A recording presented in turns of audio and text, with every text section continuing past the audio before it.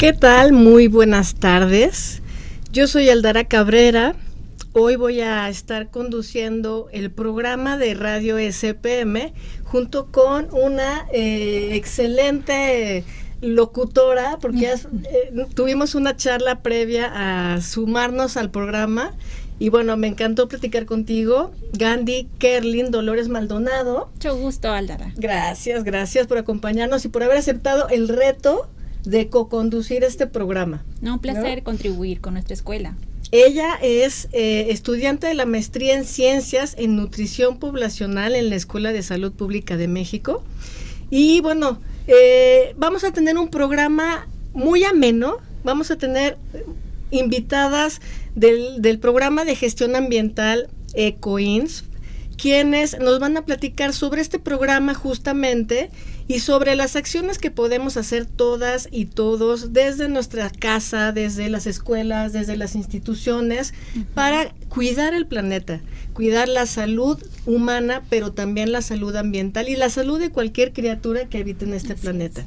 Entonces, bueno, vamos a iniciar el programa con ellas, pero antes... Sí, muy buenas tardes con todos, antemano. El día de hoy también nosotros vamos a conversar con un equipo de especialistas en nutrición que han hecho talleres muy creativos el día de hoy, muy interesantes, de las cuales vamos a saber cómo es que reaccionaron los pequeños ante estos talleres, ¿no? Y creo que son temas muy importantes que hay que relevar ahora en este proceso de alimentación saludable desde la infancia, ¿no? Muchísimo. O sea, yo creo que ya hablaremos de esto, pero yo creo que hoy la Escuela de Salud Pública de México realizó con congruencia una actividad que pretende fomentar la salud desde las infancias para de esta manera prevenir enfermedades en la edad adulta, ¿no?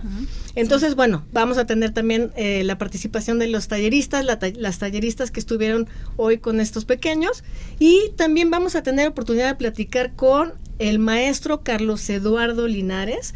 Él es el jefe de Departamento de Vinculación e Intercambio Académico de la Escuela de Salud Pública de México, y bueno, pues con él podremos platicar sobre todas las alternativas de vinculación e intercambio que pueden tener las estudiantes y los estudiantes de la Escuela de Salud Pública de México, y entender la importancia de que desde la formación de los salubristas haya este intercambio con otras entidades de educación superior, ¿no? Sí, así que por favor, todos nuestros oyentes y los que nos están viendo ahora, los invitamos a que se queden hasta el final, ¿no? Para que puedan disfrutar de este programa y del contenido que se ha preparado. Empezamos.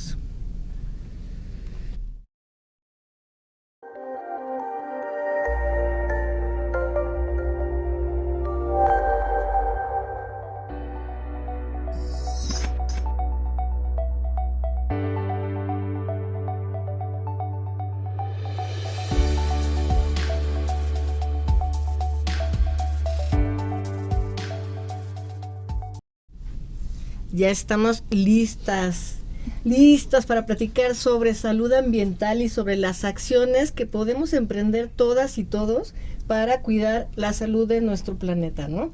Bueno, voy a presentarlas. Tenemos con nosotros a Heidi. Hola, Heidi, bienvenida. Heidi Raquel García y Andrea Jazmino Campo. Hola. Ellas son estudiantes de psicología y están haciendo su servicio social en el programa de gestión ambiental del Instituto Nacional de Salud Pública, o sea, EcoINS, ¿no? Así es. Asimismo, también presentamos a quien es el apoyo operativo, ¿no?, de EcoINS, a la maestra Giovanna Estefany Mercado Prado, por estar aquí y, bueno, compartir el conocimiento también que vienen trabajando en equipo. Hola, ¿qué tal? Muchas gracias, primero que nada, muchas gracias por invitarnos nuevamente aquí. Es un placer estar nuevamente en el Radio SPM y esperemos que nuestra charla pues sea muy, muy productiva y que la gente se lleve un buen mensaje, ¿no? No, seguro que va a ser muy productiva y súper amena, porque claro. Contigo, con el programa de EcoINS, hemos tenido oportunidad de llevar a cabo ya varios corredores sí. Orgánicos, incluso hoy está el corredor orgánico artesanal aquí abajo en las instalaciones del Instituto Nacional de Salud Pública. Y vámonos por partes. ¿Qué es el programa, Giovanna? ¿Cuál es su objetivo? ¿Y por qué es tan relevante que una institución de la envergadura del Instituto Nacional de Salud Pública cuente con un programa de gestión ambiental? Sí, bueno, el programa de gestión ambiental, el EcoINS, es una instancia que se encarga de establecer diferentes acciones que sean en pro del cuidado del ambiente. ¿Y por qué del cuidado del ambiente? Pues porque el ambiente va muy ligado con lo que es la salud. Si nosotros tenemos un ambiente saludable, pues entonces tenemos una buena salud, una población saludable. Entonces, que nosotros estemos dentro del Instituto Nacional de Salud, pues lleva esta congruencia, ¿no? El Instituto Nacional de Salud promueve muchas políticas públicas, tiene muchos programas que tienen que ver con tener una población saludable.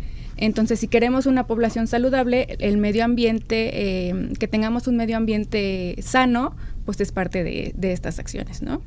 Sí, y también es importante recordar que el 22 de abril pues se conmemoró, ¿no? El Día de Salud de la Tierra, ¿no? Como tal, y también valería la pena reflexionar, ¿no? De cómo estamos ahorita y cómo podemos contribuir con nuestro granito de arena como ciudadanos y como estudiantes de la Escuela de Salud Pública, teniendo como un apoyo, una palanca de ustedes, que son un grupo que trabaja, ¿no? En pro del bienestar planetario. Sí, es correcto.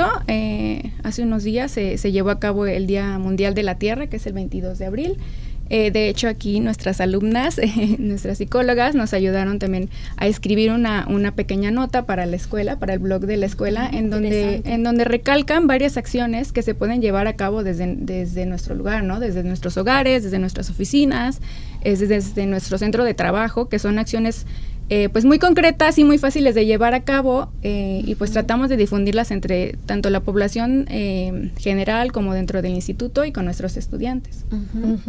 Okay. A ver, Heidi, cuéntanos un poco sobre estas acciones que menciona Giovanna y que efectivamente la próxima semana vamos a difundir a través del boletín electrónico de la escuela y que se queda ahí como referencia en el blog institucional.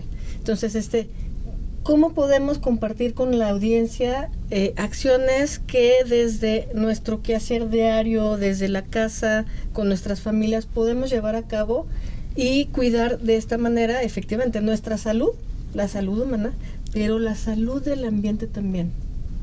Ok, primero que nada, muchas gracias por la invitación. Al contrario. Me da mucho gusto estar aquí. Y pues estas acciones principalmente son evitar el uso de desechables, por ejemplo, en una comida familiar, ¿no? Que dicen, es más fácil comprar un paquete de platos y vasos y no lavar, pero no te das cuenta de que, ok, estás quitando tiempo en lo que lo lavas y todo eso, ¿no? Y recoges y lo tiras a la basura. Pero evitamos eso, el hecho de decir, ok, esto es más fácil, pero estás dañando al ambiente. No te das cuenta de todo ese plástico, cuánto tiempo va a tardar en deshacerse. Uh-huh. Sí, no, y aparte, bueno, también ahora han salido diferentes productos que te dicen, bueno, esto es compostable, o esto es ¿no? Sí. Pero bueno, al final de cuentas es un desecho, claro, que se va a tener que organizar. Va a tener... ¿Cuál es ese proceso? Sí, bueno, aquí se habla mucho de separar y mandar a reciclaje nuestros residuos, pero hay que hacer mucho énfasis en que estas no son las soluciones. Las soluciones son reducir nuestro consumo para así evitar la generación de residuos. ¿Por qué? Porque una vez que nosotros generamos el residuo y lo enviamos a reciclaje, pues en la parte del reciclaje también hay un gasto de nuestros recursos. También se utiliza agua, se utiliza energía, se emiten gases de efecto invernadero. Entonces, aunque lo estemos reciclando, también estamos generando un pequeño impacto. Entonces, lo ideal es reducir, no estar generando esos residuos como lo menciona Heidi. Uh-huh. Mira, qué interesante y cuántas cosas productivas que se puede rescatar a nivel de familia, a nivel, ¿no? de la educación también de los pequeños. Ahora quizás nos interesaría también saber un poco más para la audiencia que quizás les empieza a conocer el día de hoy, ¿cuáles han sido los principales logros que ustedes consideran como equipo, como Ecoins, ¿no? que han tenido hasta ahora, o repercusiones que ustedes hayan visto en la sociedad quizás, ¿no? en los niños, en las familias o en los estudiantes? ¿Qué es lo que resaltarían? Sí, bueno, como parte de los diferentes subprogramas que conforman el Ecoins, hemos enviado a reciclaje una cantidad muy grande de residuos, que son más de 50 toneladas, son 54 toneladas de residuos que se han enviado desde que se creó el Ecoins. También hemos enviado 4 toneladas de otro tipo de residuos que a lo mejor son muy difíciles de manejar, por ejemplo, el aceite quemado o las pilas alcalinas o los electrónicos, los residuos electrónicos. También pues se gestionaron 4 bebederos para las sedes de Tlalpan y Cuernavaca, para evitar el uso de botellas, para incentivar a que la población del instituto pues utilice sus botellas. Sus propias botellas, evitar el plástico. Bueno, también formamos, desde el año pasado formamos parte del Programa Especial de Salud Planetaria. Entonces, lo que nosotros queremos lograr con esto, pues es como toda la información que se está generando en este programa, llevarla hasta los estudiantes, hasta la comunidad institucional y a la comunidad en general, ¿no? Como con un lenguaje más entendible, no tan técnico, como podría ser, por ejemplo, un artículo científico. Porque además, bueno, yo veía en el informe que recientemente presentaron que parte de estos subproyectos que maneja el programa integral está el de capacitación y vinculación con la comunidad, ¿no? ¿Qué han hecho con la comunidad? Que a veces luego es bien difícil realizar este vínculo entre la institución y la comunidad en la que se desarrolla.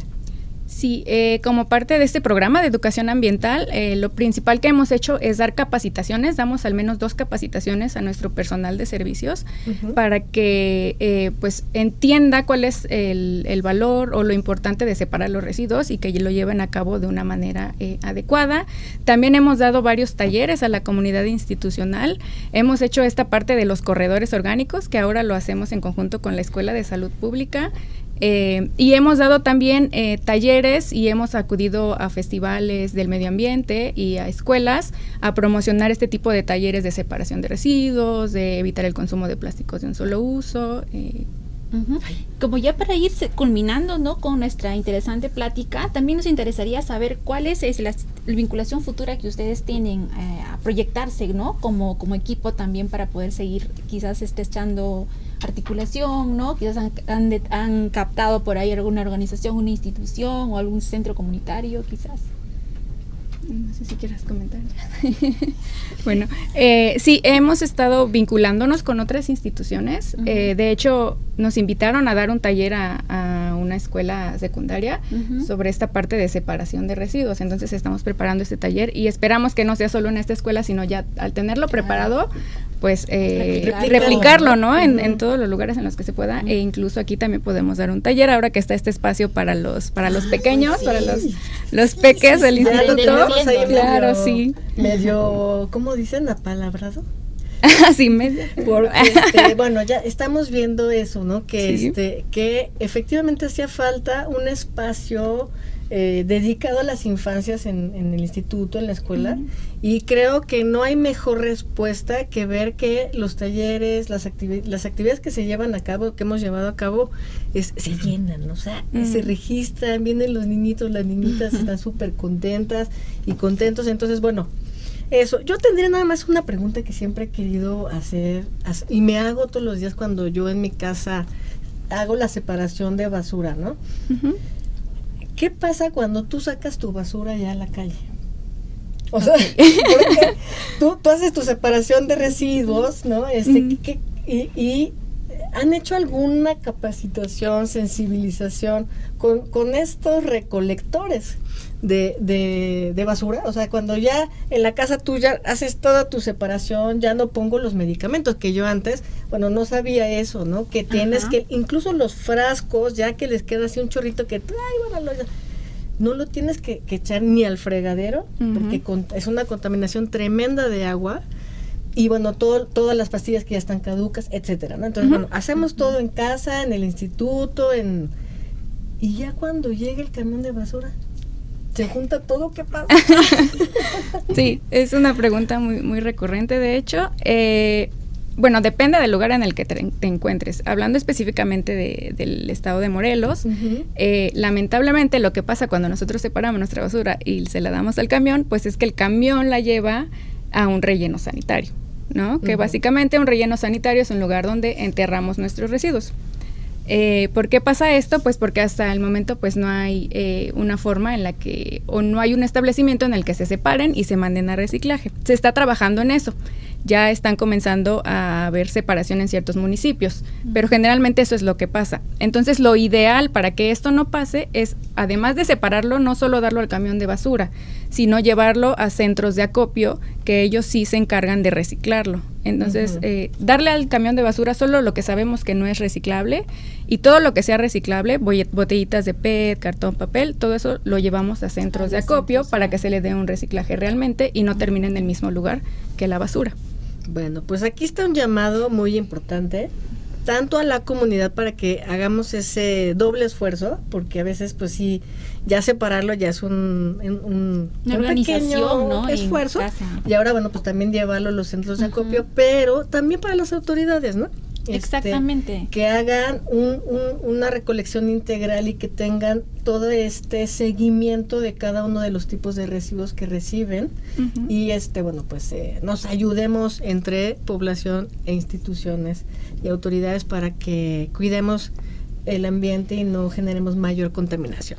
Entonces, bueno, parece que hemos terminado nuestro bloque, desgraciadamente, pero vamos a tener muchos más espacios para platicar con ustedes. Yo espero que pronto vayamos a hacer el taller de reciclado, de manejo de residuos para niñas y niños. Así que les agradecemos muchísimo que hayan estado con nosotros en este bloque. Vamos a hacer una brevísima pausa y nos vamos a ir al siguiente para que nos cuenten sobre el taller de alimentación saludable que se llevó a cabo hoy en la mañana.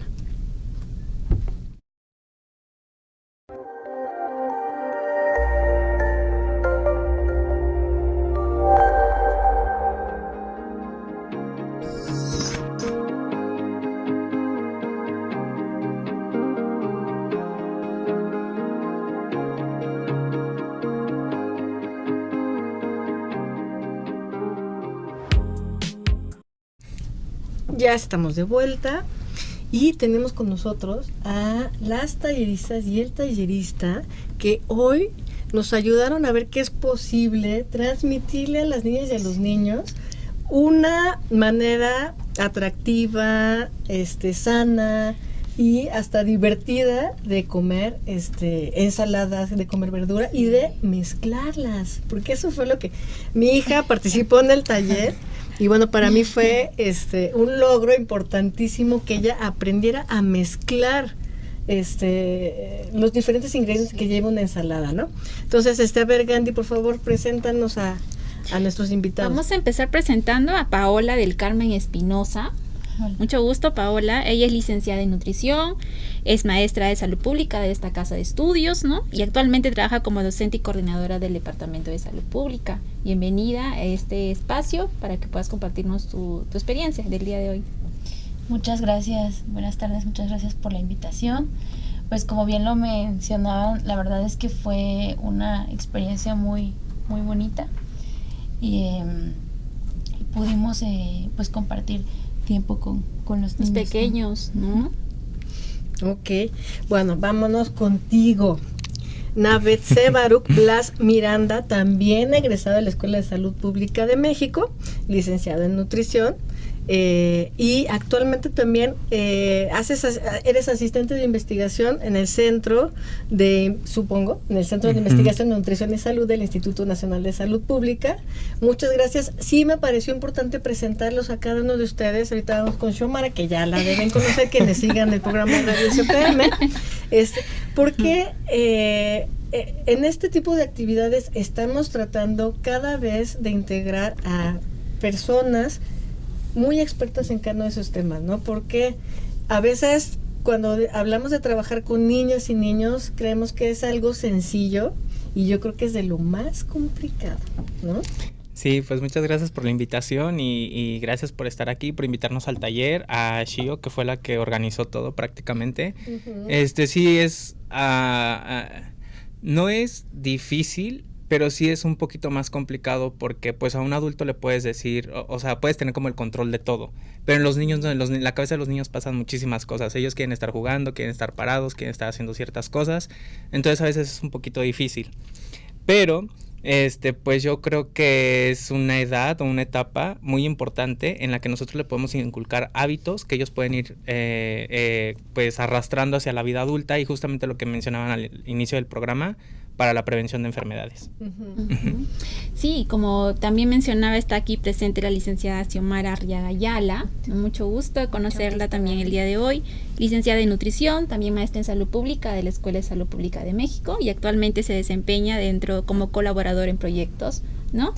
De la Subdirección y Extensión Académica de la misma Escuela de Estudios. Bienvenida, y también estamos gustosos de poder escucharte y compartir tus experiencias acá. Muchas gracias, Aldara, muchas gracias. Pues yo estoy muy emocionada por el taller que se llevó. No, yo estaba preocupada. Mi amiga, ¿cuántos han inscrito? Está lleno, Xiomara, no te preocupes. Yo estaba preocupada por el cupo, por la aceptación que iban a tener las niñas y niños, pero todo salió muy bien. Participaron, se divirtieron. Totalmente. Me encantó ver que repetían incluso para comer ensalada, o sea, se formaron doble. Es que tenemos que contarle a la audiencia porque efectivamente nosotros estuvimos ahí y vimos toda la dinámica, ¿no? Pero bueno, este taller se preparó con mucho esmero, con mucho cuidado. Tuvo bueno, ya a lo mejor cuéntenlo ustedes, estuvo dividido en etapas y culminó con una gran barra de ensaladas que prepararon las niñas y los niños que asistieron, ¿no? ¿Quieren contar?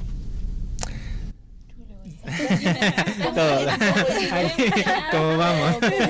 Bueno, cuenta, porque tú eres el moderador. A mí, digamos, lo que he tenido oportunidad de trabajar con primera infancia, diseñar y revisar algunos programas, y me pareció excelente los dibujos que hicieron, o sea, cómo identificar qué alimentos sí van en el muñequito saludable y qué alimentos no van en el muñequito saludable, qué sí me gusta con un like, qué no me gusta con un like. O sea, se les fue dotando de información a las niñas y los niños, orientándolos, pero también recibiendo la información que ellos ya traían desde casa, eso es súper importante. Sí, para nosotros es súper valioso conocer varias cosas. Para poner en contexto a todos los que nos están escuchando, se hizo un taller en diferentes etapas.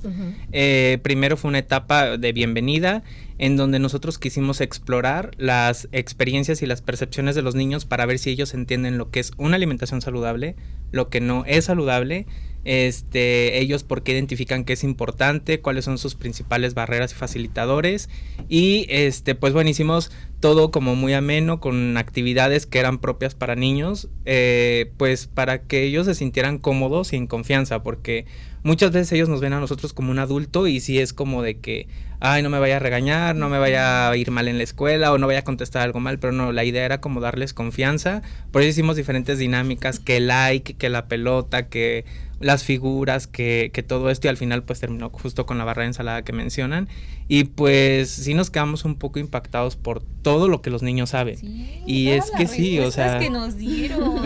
Es que se les deja volar en su creatividad y se les deja ser como tal como son los niños. Exacto. Tal como son criados en casa, educados en casa, en la alimentación o en cualquier otro tipo de espectro, y ven un espacio donde tienen confianza, lo expresan y lo dicen con términos que tú dirías, yo no sabía, sí, o sea, no, yo iba en la primaria, yo no sabía que eran lactobacilos, yo no sabía que eran carbohidratos, o sea, yo sabía que había comida, no sabía qué era, pero ellos sí, todos los términos los sabían muy bien. A mí me sorprendió muchísimo cuando hablaron de los sellos, decían que los edulcorantes, que la cafeína, sí, o sea, exacto. Mucha información. Sí, yo creo que no vamos tan mal, ¿no, chicos? O sea, sí creo que bueno, la obesidad y el sobrepeso en México específicamente es un grave problema de salud pública. La propia ENSANUD fue quien dio como esta primera alerta del problema que se estaba teniendo, y a raíz de ello empezó el Instituto Nacional de Salud Pública a hacer una gestión muy, muy interesante de incidir en política pública, y eso implicó pues que todo el mundo se enterara de este problema. Entonces, en las casas, como sea, pues de alguna forma vas dotando de información a tus hijas y a tus hijos, ¿no? Entonces, hoy creo que fue evidente que no estamos tan mal, hay mucha esperanza de que los hábitos alimenticios cambien, que no vayamos a seguir reproduciendo tan alarmantemente los malos hábitos alimenticios que pues ya a nosotros sí nos tocó esa generación, ¿no? De comer muy industrializado, ¿no? Muy todos alimentos ultraprocesados y demás. A ver, bueno, yo tengo una duda así como mamá. Si mi hija, a mí me decían cuando estaba embarazada, es que no comas dulces, ni que siquiera que conozca el sabor del dulce, porque cuando conozca el sabor del dulce ya no me lo va a dejar nunca. Yo intenté hacerlo, pero pues tiene sus abuelitas y no sé qué. Ahí está la tentación. Híjole, cuando la dejabas ya llegabas, la niña estaba llena de dulces, ¿no? Entonces, ¿es posible revertir esos? O sea, ¿se puede cambiar, educar el gusto de una niña, de un niño? Bueno, yo creo que aquí es muy importante hacerle la conciencia, porque cuando justamente hablamos de esta parte de la primera infancia, ahí es donde nosotros debemos de entrar como un equipo no multidisciplinario, que sí es muy importante el fomento a la salud pública, los adultos, los maestros, el espacio escolar, ¿no? Y los papás en casa, porque cuando tú haces, yo hablo desde el punto de vista como profesional de la salud, pero también como mamá, porque cuando tú, por ejemplo, le haces a ellos la conciencia de qué pasa si te comes este alimento, qué pasa si te comes este otro, entonces ya para ellos es un poquito más fácil identificar. O sea, y esto no quiere decir, por el ambiente no obesogénico justamente al que estamos expuestos en la escuela, en la casa del abuelito, del tío. Entonces ellos llegan y pues a lo mejor les ofrecen y se lo comen, pero de alguna manera tienen ya esta conciencia. Es algo muy, muy importante trabajar esa parte, porque desafortunadamente van a estar expuestos. Sí, eso es muy cierto, ¿no? Porque todos donde nuestra vida cotidiana, donde veamos, vamos a tener esa opción, ¿no? Y ese es un ambiente justamente que se construye a partir, ¿no?, de estos productos que están ahí al expendio. Ahora también será importante, recuerdo que hace unos años cuando trabajé con niños pequeñitos infantes respecto a darles alimentación 3 veces al día, pero ellos volvían a casa, solo venían a comer, ¿no?, en una guardería. Pero muchas veces, a veces los niños cuando ya tienen hábitos en casa, pueden quizás dejar algunos tipos de comida que se les da en una guardería, porque guardan hábitos que tienen más frecuente con tiempo en casa. Esto les comento por qué. Porque quizás dentro de su experiencia que ustedes han podido ver, ¿cuáles habrían sido las barreras o consideran barreras para poder que los niños no coman las frutas y verduras, o se resistan a comerlas, o sea más difícil llegar a que coman estas frutas o verduras? Ciertamente hay un componente genético que podría decir que puede tender a tener sobrepeso un niño porque sus papás no son, pero eso es muy distante a que un niño tenga o no tenga un hábito saludable, ¿verdad? Sí, lamentablemente pues la genética no la podemos cambiar. Ahorita que mencionaban genética, yo creo que sí se puede incidir un poco con alguna tecnología que por ahí se esté trabajando, pero es cierto lo que mencionó totalmente Pau. Un factor muy importante y que hay que tomar en cuenta es el rol de imitación que los niños tienen hacia los adultos, hacia los padres, los tutores, los cuidadores. No precisamente los padres, lo que nos mencionaba, que los papás pueden inculcar una vida saludable, pero que ya se van con la abuelita, que se van de vacaciones con el primo, el entorno de la escuela, todo. Entonces a veces son absorbidos. Entonces yo creo que es muy importante como que ellos tengan esta parte de conocimiento, esta parte de los valores, y a final de cuentas todos son niños y niñas. En algún momento yo creo que prueban las cosas, pero siempre está esta parte como de regresar nuevamente a los hábitos, de que ellos conozcan cómo es una alimentación, cuáles son los componentes, cómo tiene que ir su cantidad de verduras, cómo tiene que ir su cantidad de fruta, siempre tienen que tener que sus leguminosas, sus frijoles, los alimentos de origen animal, que las grasas saludables, todo esto. El agua es muy importante, entonces es un rol de educación que viene desde casa. Y pues hay que apoyarlos y nosotros también adoptarlo, porque si nosotros no lo adoptamos es un rol de imitación, que ellos lo van a estar haciendo bien, los maestros hacen un buen trabajo en la escuela, quizá en la guardería también, quizás sus amiguitos también, todos los papás, Pero si uno de los dos papás, o sea, que la mamá diga, no, si lo vas a hacer bien, pero llega el papá y dice todo lo contrario, o sea, pone todo en reversa, entonces no va a funcionar nunca. Claro, es hecha en saco roto prácticamente todo lo que el esfuerzo que se trata de poder promover estos cambios, ¿verdad? Exacto. Bueno, hoy fue algo muy ilustrativo, yo creo que para todas las mamás y papás que estuvimos ahí, porque yo me fijaba y decía, a ver, ¿cómo le voy a decir a Naya que como... Ustedes ni siquiera les preguntaron. O sea, fue así como, mi hija, lo debo confesar, no estaba muy así como que, ay, sí quiero ir a un taller de alimentación saludable. Me decía, bueno, y venden ensaladas, ¿no? Sí. ¿Como para qué? Pero desde que llegaron, Aldara, desde que estaban así. llegaron se asomaron a la mesa, es de como, yo voy a querer de esto y de esto y de esto, de todo, ¿no? Sí, no, entonces, o sea, yo creo que justo lo que me gustaría compartir con las familias es algo que a mí me dejó haber podido presenciar este taller, es que si seguimos tratando de inculcar una alimentación saludable a regaños, no lo vamos a lograr, ¿no? O sea, y que cómete la verdura, y que cómete esto, y que cómete el otro. Sí. Es a juegos y a con juegos, opciones. Hay y que buscar mira, alternativas. No sé qué, o sea, yo llevaba 7 años intentando que mi hija combinara alimentos.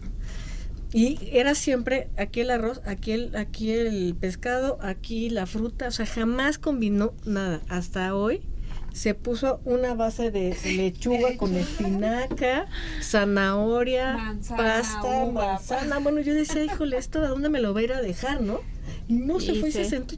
Sí. Y lo consumió todo. Y ya por último, pues nosotros el mensaje que les querimos dar es de que se diviertan. O sea, que no lo vean como de que verduras estoy enfermo, o verduras porque quiero esto, lo otro. No, bien, o sea, ¿no? Que se diviertan, que vean que hay colores, que vean que no es aburrido y pues que lo disfruten.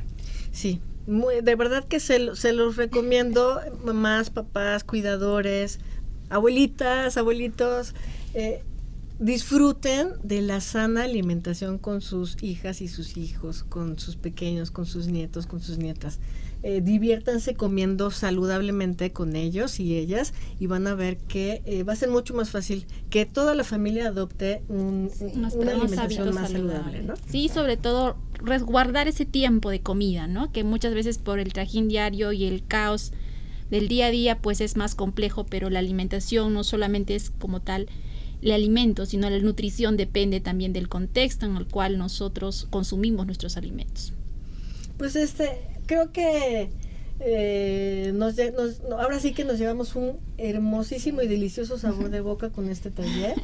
Yo creo que lo vamos a poder estar repitiendo porque desafortunadamente quedaron algunas niñitas y niñitos ahí que no les dio tiempo de inscribirse y demás. Y que estoy seguro que muchas y muchos niños más se van a querer sumar después de haber visto los resultados. Que es súper divertido. Taller, y lo curioso que va a ser que los niños son a veces nuestros medios de comunicación más potentes, porque lo que ellos aprendieron y les gustó, lo empiezan a hablar con quien se encuentren, ¿no? Totalmente, los mejores divulgadores. Exacto. Aquí lo importante, No, sería también esa parte que mencionaba al inicio, Nave, que es importante darles a ellos ahora sí que la oportunidad de que se expresen, no como siempre ponerse frente a ellos como el que yo sé todo y eso es así, sino justamente preguntarles y también con los elementos que ellos tengan, pues reforzar esa parte, pero a hacerles saber a ellos que es importante esa información que ellos comparten, ¿no? Y cómo nosotros solo vamos a complementar lo que ellos ya saben. Es muy importante que tomarlos las tomamos en cuenta y que las llevamos a la práctica, ¿no?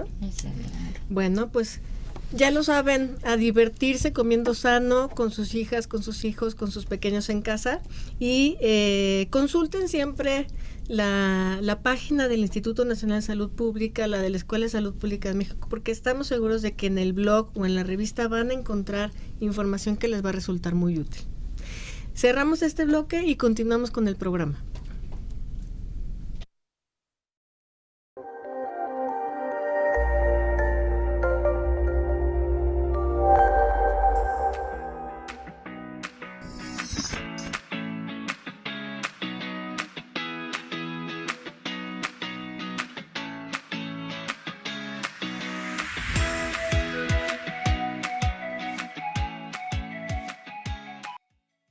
Ya estamos de vuelta y en este bloque vamos a platicar con el maestro Carlos Eduardo Linares. Es un gustazazo que estés aquí con nosotros. Él es el jefe de Departamento de Vinculación e Intercambio Académico en la Escuela de Salud Pública de México, y con él vamos a platicar, vamos a conocer las diferentes alternativas de vinculación que tienen las y los estudiantes de esta escuela. Sí, a mí me da mucho placer conocerlo, maestro Carlos Linares. El día de hoy bienvenido también al programa, porque como alumna también me siento identificada como una de los alumnos más de nuestra escuela, pues la importancia de la información que usted nos va a relatar el día de hoy, ¿no? De lo que tiene ahorita nuestra escuela. Un poco para comentarle, maestro Carlos, yo algunos años en mi universidad de origen realicé una actividad comunitaria, ¿no? Muy al margen de mis actividades académicas en comunidad, para aplicarlas, ¿no? Y para mí fue muy enriquecedora, porque salí de las aulas y empecé a enfrentarme a una realidad totalmente distinta que nos dicen muchas veces los libros, y a veces cuando uno se enfrenta a una realidad, pues empieza a cuestionarse cosas y empieza a aparecer problemas que resolver, o empieza a encontrar nudos donde otro puede contribuir. Entonces seguramente este espacio va a ser mucho disfrute de mis compañeros de la escuela, y también seguramente también de los compañeros de doctorado, ¿no? Así como de maestrías, para la información que la puedan utilizar ahora, ¿no? Ahora sí, Carlitos. Claro que sí. Bueno, pues primeramente gracias a Gandhi y a Aldara por la invitación. Claro, bueno, miren, hoy justamente le decía yo a algunos alumnos que estuvieron yendo por hablar de la primera oportunidad de contar con una experiencia en el extranjero. Me gustaría detenerme un poquito ahí de por qué la relevancia. Tras la pandemia, a partir de los organismos en los que uno tiene la oportunidad de colaborar, pues en muchos países nos dimos cuenta que la fuerza o los profesionales de la salud necesitaban, ¿no? esa capacitación, ¿no? Uh-huh. Tengo la oportunidad de colaborar y de ser miembro en algunos organismos internacionales, y esa es la principal preocupación: cómo hacer que el profesional que se encuentra en Marruecos o en Sudán o en cualquier parte del mundo pueda tener las mismas habilidades que tiene el profesional en España, en Italia, en México. Ese es como el reto internacional tras una pandemia como la que vivimos en estos últimos 3 años. ¿Por qué impacta en una escuela de salud pública como la nuestra, con el reconocimiento que además tiene?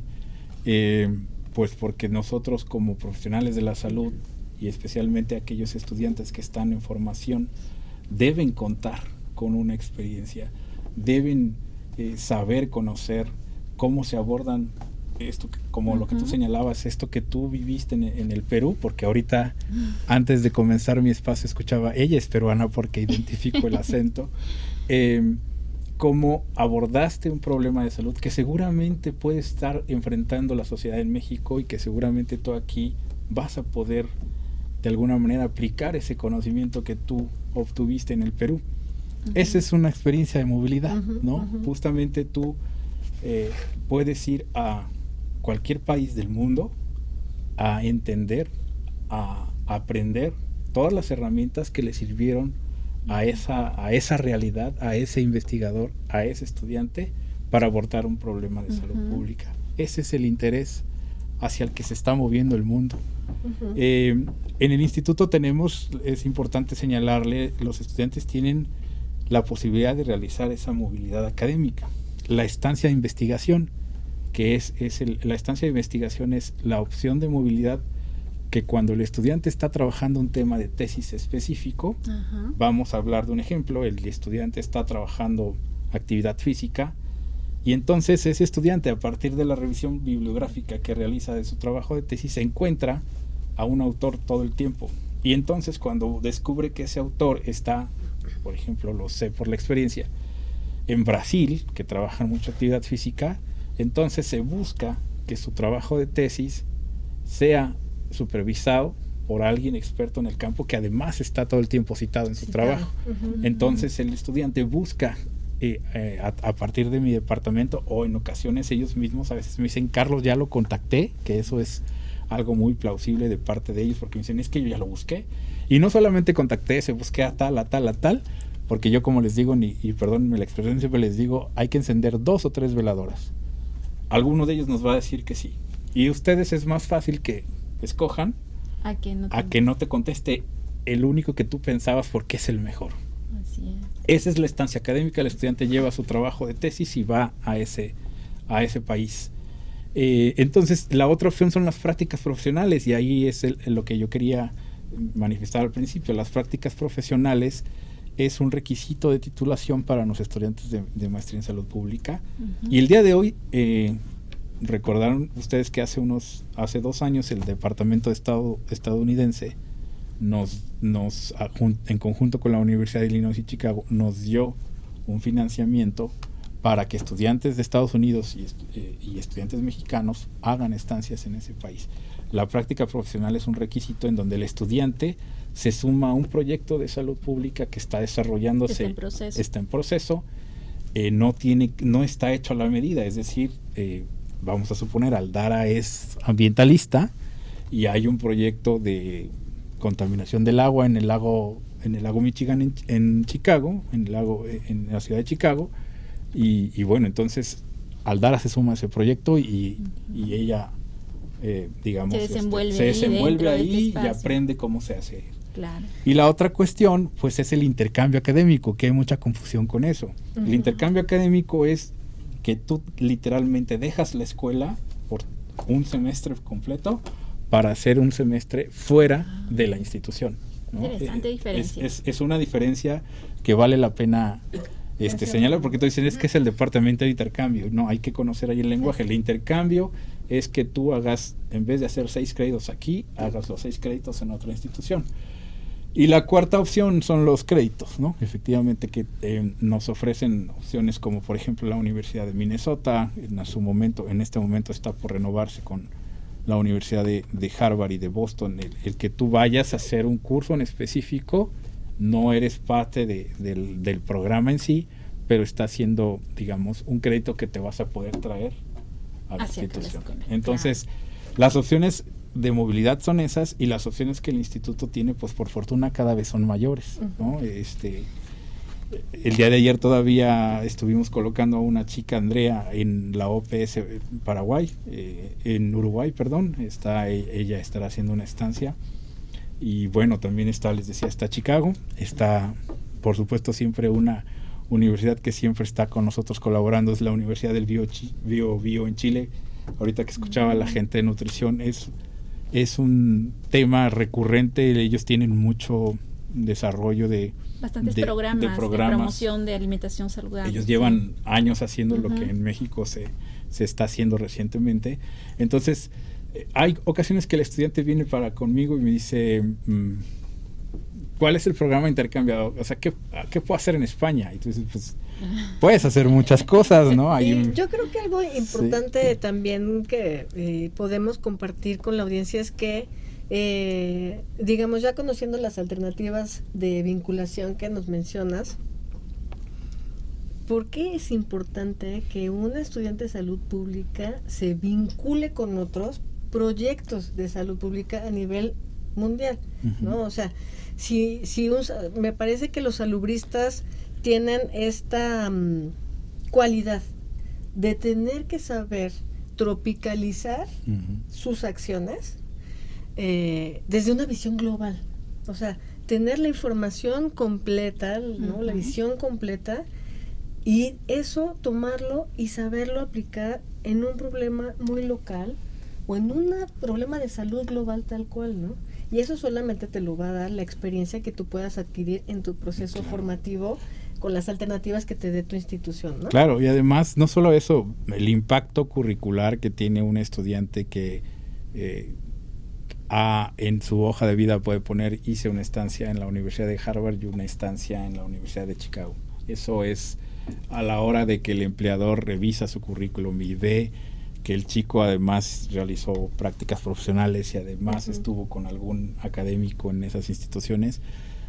Me llevo muchas gratas sorpresas cuando uno, después de que ellos egresan, están trabajando en puestos importantes, ¿no? En ese sentido, y eso tiene mucho que ver con lo que tú señalas. O sea, el ir a otro país, el sacarte de tu zona de confort, antier justo tuve una entrevista con una chica que ganó una beca en Japón, Sandra Valdés. Wow. Tiene 1 año viviendo allá y bueno, ella decía, yo toda la vida fui hija de familia, llegué a Japón, nadie habla inglés, pues obviamente todo lo que personalmente se ve afectada, pero todo lo que se va a enriquecer. El problema de salud de uno de los grandes problemas de salud del Japón le llaman el rugi, que son adultos mayores que andan en el metro de la ciudad jalando la palanca de emergencia del metro, que están haciendo travesuras por la ciudad y que entonces Japón está dando, digamos,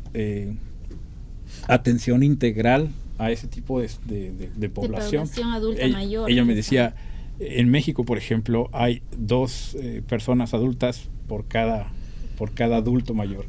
En Japón es exactamente al revés. Hay un adulto contra 3 claro, adultos mayores. Entonces, ¿cómo va a poder ella regresar a nuestro país y prever que no nos suceda lo que está pasando en Japón? Es gracias a una experiencia de movilidad, ¿no? Claro. Sí, ahí es donde yo veo la relevancia de tener este departamento que lideras tú y darle a las estudiantes y a los estudiantes la oportunidad de identificar situaciones, a lo mejor, porque esto puede ser algo muy, muy local, ¿no? Este problema que mencionas en Japón, pero te va a dar a ti la oportunidad de ser visionaria o visionario, e identificar que cuando tú vayas viendo que estás yéndote hacia ese problema de salud pública en tu país o en tu localidad, lo puedas identificar y aplicar la premisa principal de la salud pública, que es prevenir, ¿no? Sí, exactamente. Esa es una tarea muy noble la que realizan algunos países, y hablo de la Agencia de Cooperación Japonesa en México, que ellos año con año, por ejemplo, nos ofrecen 50 becas al país, no hablo solo del instituto, al país. Y justo es esa el interés, como ella me hablaba de una situación específica. En Japón se diseñan encuestas y entonces el encuestado tiene que traer el QR o en el iPad la lee, y ella dice, levanta la mano, ¿y qué pasa si no hay teléfono? O sea, los países desarrollados también aprenden de nuestra experiencia, no solo como en este tipo de casos, sino el enriquecimiento que ella lleva como profesional, ella y toda la gente que sale al extranjero, de lo que hace México. Yo si me permiten que pueda plasmar yo mi posición personal, es un orgullo, lo digo abiertamente, es un orgullo trabajar y saber que el mexicano y que el instituto tiene un posicionamiento regional. Ayer tuve la oportunidad, les decía yo, que una chica más se va al CLAP, en la Organización Panamericana de la Salud en Uruguay, y el doctor Rebolledo nos sacó una gráfica y nos dice, estos son los cursos que ofrece OPS, 19,600 mexicanos en uno de los cursos. O sea, la población mexicana es la que más se capacita en Latinoamérica. Después estaba Ecuador. Wow. Entonces eso te habla de que está hay un interés genuino y de que la gente que llega aquí tenemos la experiencia agradable de que tenemos estos boletines, esta difusión de las entrevistas de la gente que hace movilidad, y hay gente que cuando llega dice, es que yo quería entrar aquí porque vi esta entrevista. Es que yo quería estar aquí porque yo quería ir a tal lugar. Es cierto que en los últimos años, tras la pandemia de COVID, fue lamentable cómo se desplomó el número de estudiantes que salieron. O sea, yo recuerdo un correo de la Universidad de Sevilla que me dijo, ya no lo mandes, estamos cerrados. Se tuvo que devolver el dinero que en ese momento ofertaba CONACYT, y durante lo que fue 2021 y 2022 las estancias migraron a la modalidad virtual, ¿no? Se está reactivando. Yo solamente por compartir los datos del 2008, que fue el año que yo ingresé para acá y que es el registro que yo tengo, son 320 estudiantes del instituto que han tenido movilidad, la opción de salir, que han salido a países en prácticamente toda Latinoamérica, Cuba, Sudáfrica, Nueva Zelanda, es esa formación. Sí, como bien dices, yo creo que es importante subrayar esto. El hecho de que salga un estudiante al extranjero y vea lo que está sucediendo allá es un ganar-ganar para ambos países, ¿no? Para ambas instituciones o sistemas de salud. O sea, te vas a beneficiar de la visión que traiga una persona ajena a tu cultura, ajena a tu sistema de salud, y al revés, quien está yendo pues va a poder ver en carne propia, va a poder vivir cómo se gestiona la salud pública en otros países. No sé, por ejemplo, yo recuerdo una experiencia que tuvo un alumno de la Escuela de Salud Pública de México, en un curso, o me parece que era en un curso en China. Sí, claro. ¿No? Jürgen. Ajá. Entonces, imagínense, yo le decía a Jürgen, vas a ir a conocer cómo se gestiona la salud pública en uno de los países más habitados del planeta. Va a perder el liderazgo China en el mes próximo del ser el país más habitado. En India, ¿no? Y otra de las cosas que yo quiero señalar, y aquí está Gandhi como ejemplo, o sea, es cierto que obviamente todos al salir nos enriquecemos, pero también hay algo que se denomina la internacionalización en casa. Gandhi es un ejemplo. Tenemos la fortuna, y también esa es la cifra que yo quisiera compartirles, a nivel internacional y a nivel nacional el instituto recibe una cantidad enorme de estudiantes de instituciones nacionales y de instituciones internacionales. Esto que señalaba Gandhi al principio de yo tuve esta experiencia, Gandhi al final está incrustada en nuestras aulas. Entonces se enriquece, y el estudiante mexicano se enriquece de tener un internacional. Y ustedes saben que al ser nosotros una institución de certificada por CONACYT, esto nos permite también a nosotros tener año con año, tener la garantía de que tenemos estudiantes de Argentina, de Perú, Colombia, los parceros que son los número uno en México, los colombianos, los costarricenses, los guatemaltecos, y eso nos enriquece. Sí, de por sí yo estoy muy, también lo que dices es cierto, a veces quizás por tantas preocupaciones que uno viene, porque viene solo aquí, ¿no? Aquí a un país tan bonito y culturalmente tan diverso, en aula pues se percibe justamente, y a veces al inicio es como que escuchar cómo es el contexto aquí, y luego cuando lo escuchas lo interiorizas, y yo pues lo comparo en mi mente, ¿no? Y qué diferencias hay, no solo por el término, sino por el contexto de cómo es allá, ¿no? Y cómo es acá. Claro. Y hay muchas cosas parecidas, como hay cosas también que tenemos, ¿no? Dice diferencias, porque como cada espacio territorial pues tienen sus normativas como tal. Carlos, me gustaría hacerle una consulta adicional, porque puede ser una curiosidad también de nuestro público oyente acerca de que si las facilidades o las oportunidades que se tienen solo serían para estudiantes activos o también para egresados quizás. En normal, bueno, por ejemplo, el caso de las becas, hay dos instituciones que en este momento siempre hay quien dice, Carlos, ¿por qué no hay una calendarización? Carlos, ¿por qué hay un listado? Porque en honor a la verdad, las becas, las oportunidades brincan, ¿no? En este momento, para egresados hay dos oportunidades, que es la beca para la Universidad del Sur de California. Tomen nota, Sí. Y para la que les mencionaba, la Agencia de Cooperación Internacional japonesa, JICA.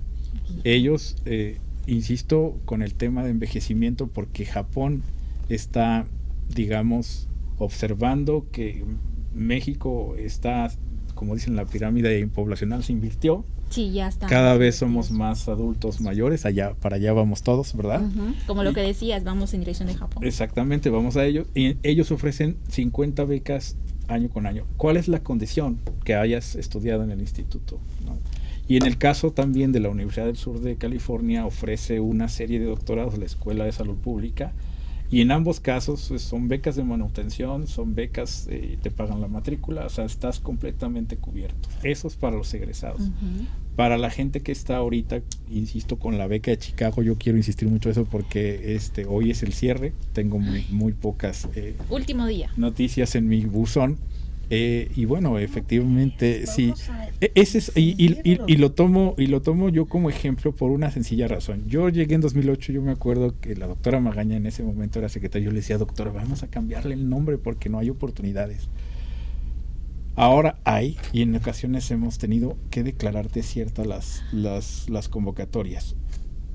Y quiero hacer hincapié aquí en el poco tiempo que nos queda, es decir, el estudiante se espera que tenga un nivel de inglés, en el caso de que sea un hispano, un país angloparlante al que quiera ir, que tenga visa, ese es a veces fundamental, y que a veces en la mayoría de los casos tenga una certificación en inglés. Nos pasó el año pasado con la Sociedad Epidemiológica, la Sociedad de Investigación Epidemiológica, que ya se había hecho todo el trámite, que ya se había ganado, que se le iba a pagar todo, y me escribe: Carlos, no tengo visa. Entonces, son detalles. Esto creo que es importante que lo mencionas, porque bueno, dejemos de ser reactivos en todos los sentidos, desde una como mujer, como persona, hasta institucionalmente hablando, ¿no? Si estamos en una escuela que sabemos que tiene tal cantidad de posibilidades de vincularte con otras instituciones extranjeras, etcétera, busquen las oportunidades de tener todo el papeleo listo para que si se da una oportunidad puedan saltar de inmediato y aprovecharla, ¿no? Yo quiero comentar rápidamente una anécdota de Juan Pablo Montero, homónimo del cantante, un chico costarricense, que teníamos un programa de intercambio con Boston, y Boston nos pedía un TOEFL de 100. Juan Pablo, de su generación, fue el único que hizo: yo quiero ir, Carlos. Hizo el examen y sacó 95, y Boston dijo no.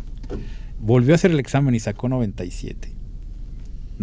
Boston no lo aceptó, y resignado se fue a su aula, y así como que el resto de los compañeros decían: ¿ya ves? ¿Para qué lo hiciste? Llega una beca, como yo les decía, de repente las becas brincan. Llega una beca para ir a Grecia a un curso 15 días, y entonces cuando tú ves tu universo y dices: ¿quién tiene TOEFL? ¿Quién creen que alzó la mano? ¿Quién creen que se fue a Grecia?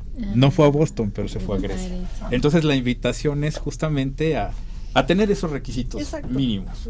Tu pasaporte, si puedes tener visa, perfecto; si no, esperar a que la institución te dé la carta de aceptación, porque luego van y son rebotados. Tener la visa, tener el examen de inglés, y bueno, la verdad es que también... Y mantenerse en contacto contigo. También, en contacto estrecho. Sí, y pues muchas gracias por la invitación. Al contrario, Carlos, yo espero que haya resultado de interés para las alumnas, los alumnos de la Escuela de Salud Pública de México. Y los egresados también. Y los egresados, sí, también. Así como, bueno, pues también para quienes estén pensando estudiar algún posgrado en salud pública, vean todas las alternativas que tiene esta escuela para que ustedes puedan formarse desde la salud global para tropicalizar sus conocimientos cuanto lo necesiten.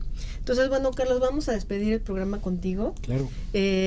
Muchísimas gracias, Gandhi, por haberte animado a acompañarnos aquí al programa. No, yo estoy encantada de haberte conocido también y compartir este espacio, y también más a gusto de conocer al maestro Carlos Linares, y sobre todo por el contenido que usted trae, ¿no? De la institucionalidad y el departamento al cual representa, que es muy valioso para las oportunidades de cada uno de los estudiantes egresados de esta escuela. No, muchas gracias, y esto que dices también yo lo agradezco. O sea, este hashtag que ha creado la escuela, que vengo escuchando muchísimos años, orgullosamente INS, orgullosamente SPM, es una realidad, de verdad. Son de las... Uno ve los periódicos y dice: ay, es que el país, ay, es que el país... la escuela le aporta grandes cosas al país. Y yo creo que son de las cosas de las que como país nos sentimos orgullosos de la escuela, de verdad. Sí, yo creo que se ha demostrado que hay una comunidad sólida, una comunidad empática, somos una comunidad unida, y así que bueno, pues los invitamos a que formen parte de la comunidad de SPM, comunidad de Instituto Nacional de Salud Pública.